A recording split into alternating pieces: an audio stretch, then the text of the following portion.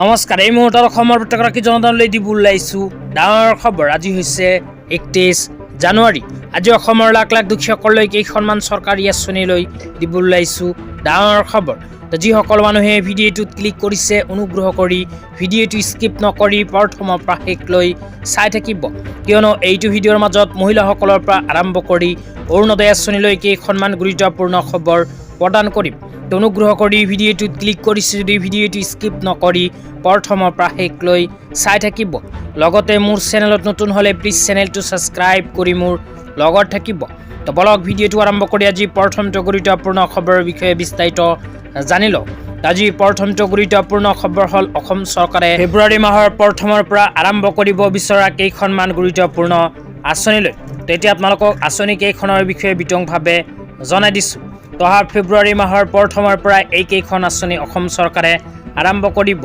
1 নম্বৰত কৈছে পোচাক সীতা সমষ্টিত মুখ্যমন্ত্ৰী মহিলা উদ্যমিতা আঁচনিৰ ধন বিতৰণ। 5 ফেব্ৰুৱাৰীৰ ভিতৰত সম্পূৰ্ণ কৰা হ'ব এই আঁচনিৰ ধন বিতৰণৰ কাম।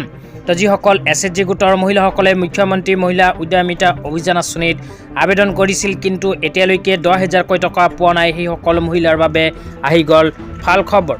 কিয়নো অসম চৰকাৰে 5 ফেব্ৰুৱাৰী তাৰিখৰ ভিতৰতে SHG গোটৰ মহিলাসকলক 10,000কৈ টকা প্ৰদানৰ কাম সম্পন্ন কৰিব। তাৰপিছত 2 নম্বৰত কৈছে মুখ্যমন্ত্ৰী আত্মনিৰ্ভৰ আঁচনিৰ অধীনত 75,000 যুৱকে 2 লাখকৈ ধন লাভ কৰিব। প্ৰথম কিস্তি 1 লাখকৈ ধন দিয়া হ'ব এইখন আঁচনিৰ জৰিয়তে। 6 ফেব্ৰুৱাৰীত এই আঁচনিখন শুভাৰম্ভ কৰা হ'ব। তো ইয়াতে উল্লেখ কৰা অনুযায়ী যিসকল যুৱক যুৱতীয়ে মুখ্যমন্ত্ৰী আত্মনিৰ্ভৰ অসম অভিযান 2.0 আঁচনিত আবেদন কৰিছিল সেইসকল যুৱক যুৱতীৰ বাবে আহি গ'ল ভাল খবৰ। কিয়নো অসম চৰকাৰে অহা 6 ফেব্ৰুৱাৰী তাৰিখৰ পৰা প্ৰদান কৰিব মুখ্যমন্ত্ৰী আত্মনিৰ্ভৰ অসম অভিযান 2.0 আঁচনিৰ প্ৰথম কিস্তিৰ ধন। 75,000 যুৱক যুৱতীসকলে লাভ কৰিব এইখন আঁচনিৰ টকা।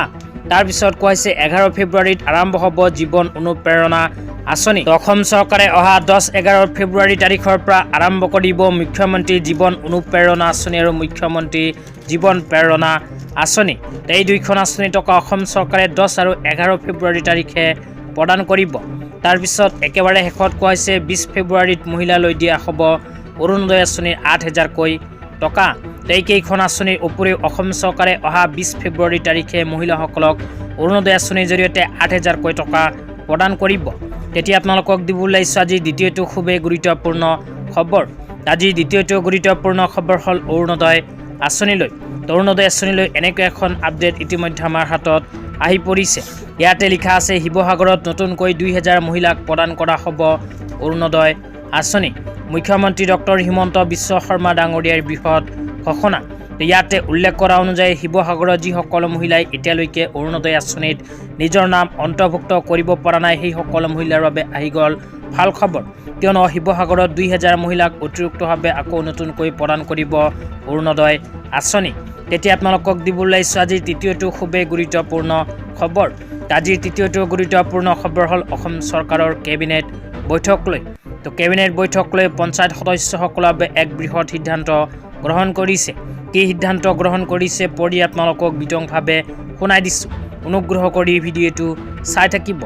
ইয়াতে লিখা আছে পঞ্চায়ত সদস্যৰ স্বাস্থ্যসেৱা নিশ্চিতকৰণ। কেবিনেটে পঞ্চায়ত সদস্যসকলক তেওঁলোকৰ চিকিৎসাৰ ক্ষেত্ৰত চিকিৎসা ব্যয় পৰিশোধৰ সুবিধা প্ৰদান কৰাৰ প্ৰস্তাৱত অনুমোদন জনাইছে। এই আঁচনিৰ জৰিয়তে 30,000ৰো অধিক পঞ্চায়ত সদস্য উপকৃত হ'ব। আজি ইমানেই। ভিডিঅ'টো চাই কেনে পালে নিশ্চয় এইটো ভিডিঅ'ৰ কমেণ্ট বক্সত কমেণ্ট কৰি জনাই দিব।